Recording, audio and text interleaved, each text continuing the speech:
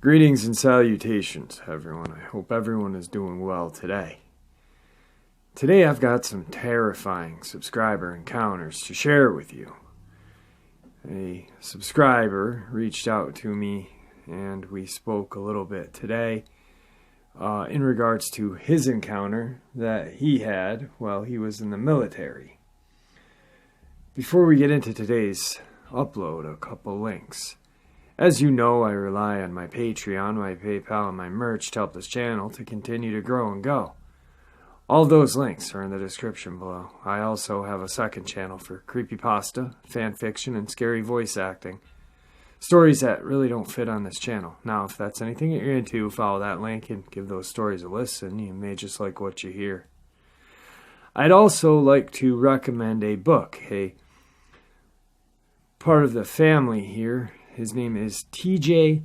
Neely, and he wrote an amazing Bigfoot Dogman combo book called Revelations. Once again, it's T.J. Neely, Revelations. It's on Amazon. He sent me my copy, and it is truly amazing. The gentleman did a lot of work, and reading over the book, it shows. Also, if I sound a little scatterbrained today, I apologize. I've had a goofy morning. Well, not even goofy. It was just stress-filled. But that's enough of that. Let's get on with today's encounters. Shall we? Today I had a interesting conversation after my cluster F of a morning with a subscriber who is retired military. Wonderful gentleman. And he shared with me one of his encounters that happened on Whiteman Air Force Base. Just around the October, November of the 90s, I think 92. I was really hoping that I could get an interview with him, but he didn't want to do one, so this is what he shared with me. One night I was doing security exercise, and outside of a restricted area that was wooded, sitting in an unarmored Humvee with 3 other fully armed men. Those 3 were himself, a major who was the machine gunner and surgeon, and 2 other Army men. They were in the Army, not Army men. And we noticed a pair of eyes, red eyes, watching us from about 8 feet off the ground. Looking over them with our starlight devices, we could see an outline of something standing there. It was a massive bipedal creature with shaggy hair. Now, mind you, these guys were armed. They had 9mm, about 10 of them in this Humvee, he said. The machine gunner had an M60 with about 800 rounds. The other 2, himself and another man, had M16s, and another one had a M16 with a grenade launcher. The second they noticed that, we all had this feeling that we should not be seeing this, and also that it was hostile. All of them got a huge sense of fear, and they ended up putting the Humvee in gear and racing back to alert the fire team at the bunker. And they stayed there for the rest of the night. Now, on Whiteman Air Force Base during this time, the B B-52, no, B-25. I'm not really sure. B-52 bomber. Stealth bomber, yes. That was on the base. They had a lot of high security stuff. So these guys were not slouches in any manner, shape, or form. Strangely enough, there was a Indian burial ground just off of the premises, and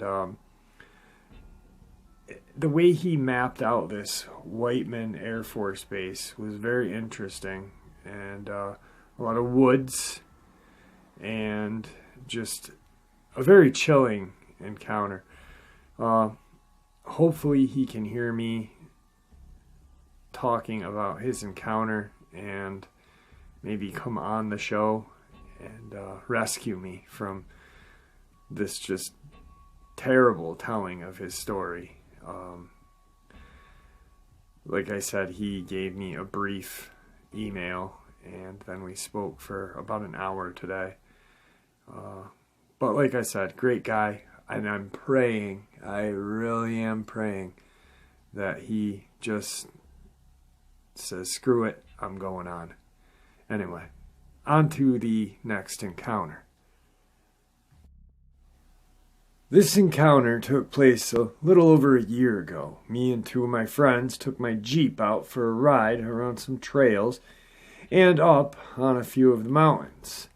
On our way back down, it was about 2 a.m, and we had to pass a private family graveyard. I decided to try and mess with my friends by pulling off the gravel road and parking in the makeshift parking lot of the cemetery. While we were sitting there messing with each other, I decided to yell to really mess with them. Now, this is where it gets a little real and the adrenaline kicks in, because about 5 seconds after I yelled, all three of us heard something yell back from inside of the woods behind the cemetery. Now, none of us are little dudes, and we are certainly armed to the teeth. 2 handguns, a shotgun, and my AR-15. But we were all petrified. I turn the Jeep over, and we start hauling ass down this gravel road. I say hauling ass, but my Jeep was a pile of shit, so we were really only going 45. As we were about 2 miles from the exit of the trail, we heard something running beside the Jeep, keeping pace with us. We can hear it snapping branches, and it sounds like it's barely outside of the view of the Jeep. Right as we're about to get onto the main road is when it stops and we can't hear it anymore.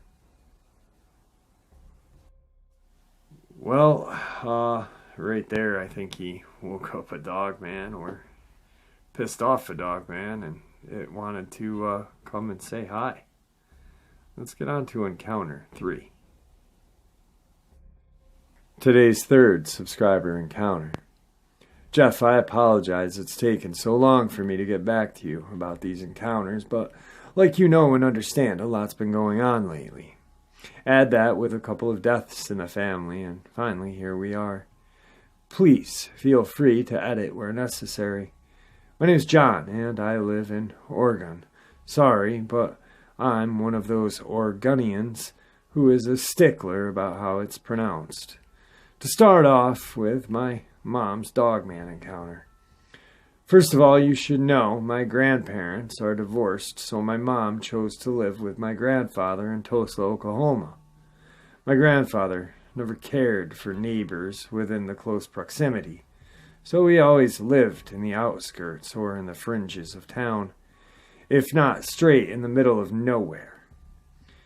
It was one summer while my mom was living with him in Tulsa that her stepsister, Linda, from my grandmother's new marriage, came to stay with my mother and grandfather for the summer. Well, one night, as my mother and Linda were getting ready for bed, they both got a very uneasy feeling that they couldn't shake. I remember my mom saying that you could feel something very sinister, and just straight gave her the heebie-jeebies. Linda as well. They both decided to crawl into my mother's bed, and were still feeling utter despair and chilled to their core, asking each other what that feeling was about. Neither one of them could put a finger on it, but as my mom turned to Linda once more to comment more about it, she looked upon Linda's face, with her eyes locked on the window of my mother's room, at the foot of their bed, with no color in Linda's face and the most terrified look she had ever seen, and right at that moment Linda screamed a blood-curdling scream at the top of her lungs. My mom had turned her head to look out the window Linda was fixated on, and my mother had seen her absolute concentration, two glowing red eyes peering in at them through the window. My mother could make out a dog about and two rows of sharp teeth. She said one of the things she will never forget is that both top and bottom rows of teeth were completely sharp, no cuspids, bicuspids, and so on. This creature was also sneering at them, as well as emitting a low guttural growl, and what made my mom think that at first was a demon because she had seen what looked like two horns on the top of its head. But when it laid its horns back down, she came to realize they were ears, and not horns. My grandfather came busting into the room with a 12-gauge full of slugs and exclaimed, "What is it? What is it? What the hell is it?" My mother and Linda told him what they saw, and my grandfather flew out of the house with his shotgun, not asking another question. However, by the time he got out of my mother's window, the beast had fled back into the nearby woods on my grandfather's property. My mom and Aunt Linda were traumatized, as you can imagine, and spent the rest of their summer at my grandfather's, sleeping on the living room couch. Next is not a Dogman encounter really, but in some ways, as you will hear, even more terrifying and disturbing. This happened to me. I was 7 years old, and it too was during a summer break. I went to Vista, California to visit my great-aunt, Charlotte. She had a restaurant connected to a guest house alongside a beautiful river that connected to the Sequoia National Park. We all stayed in the guest house of the restaurant, and on the porch of this house were a few appliances to the restaurant and a huge, never before seen anything like it, timber wolf chained to the railing of this porch. The wolf and I got along just fine every day, but one day I made the horrible, life-changing mistake. I was on the porch next to the wolf, and it seemed to be either chewing on a bone or its leg or some other body part. I bent down to stroke the wolf along its back, and the next thing I knew, I'm coming in, I was knocked unconscious for a very brief moment, and when I opened my right eye for some reason, I couldn't open my left one.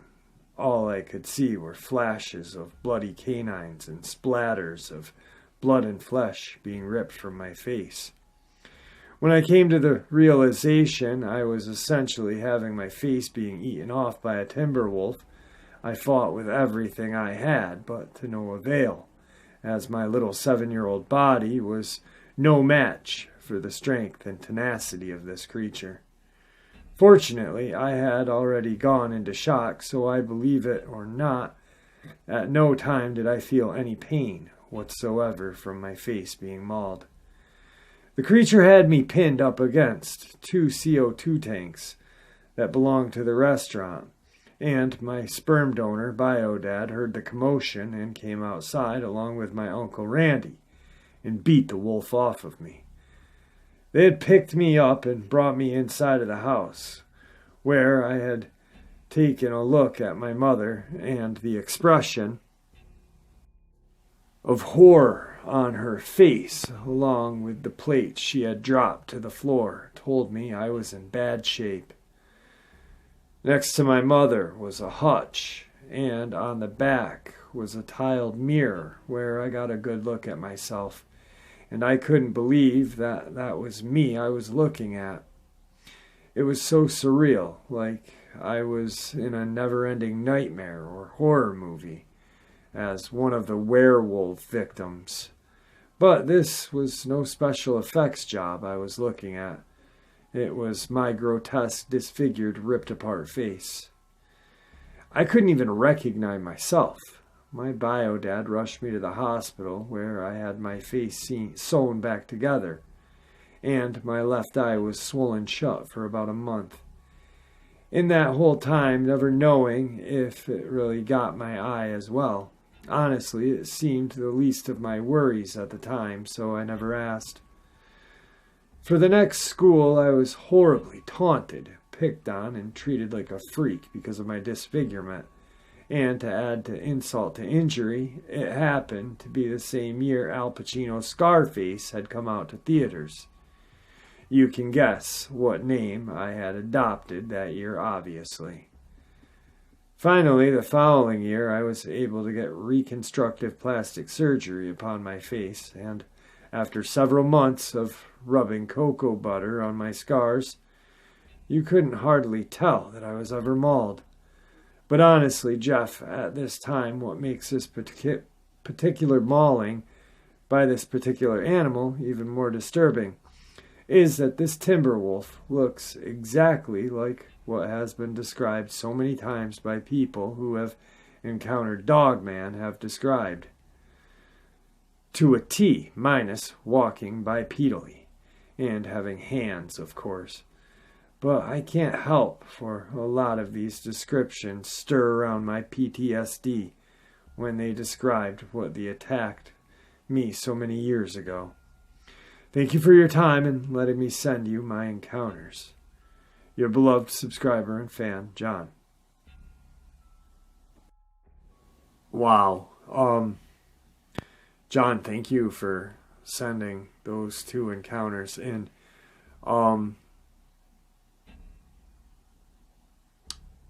Wow, that must have been horrifying. And I'm guessing that you still have flashbacks to this day. PTSD, wow. Yeah, so imagine how he explained his mauling and what it would be like to be mauled by one of these creatures.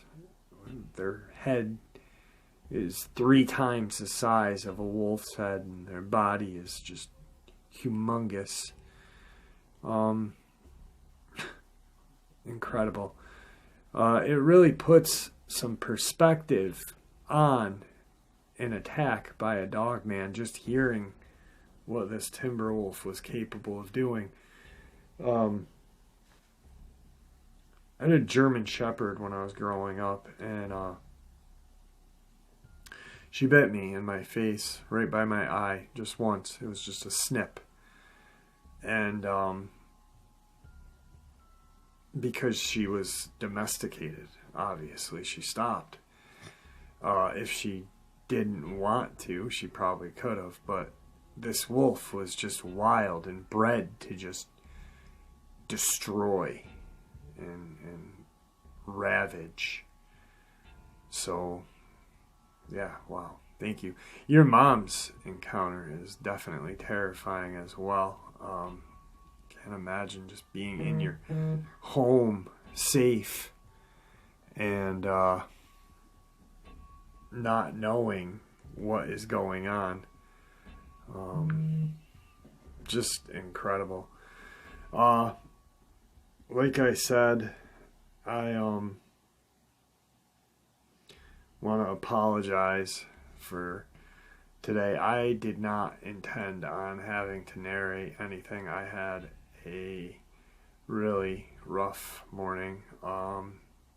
Great conversation with my new friend, who lives in Australia, by the way, and but a terrible morning prior to that. And I was hoping that our boy Zach would be on, but apparently he's had some issues that came up tonight. So I wanted to get an upload out to you guys. I did have these encounters.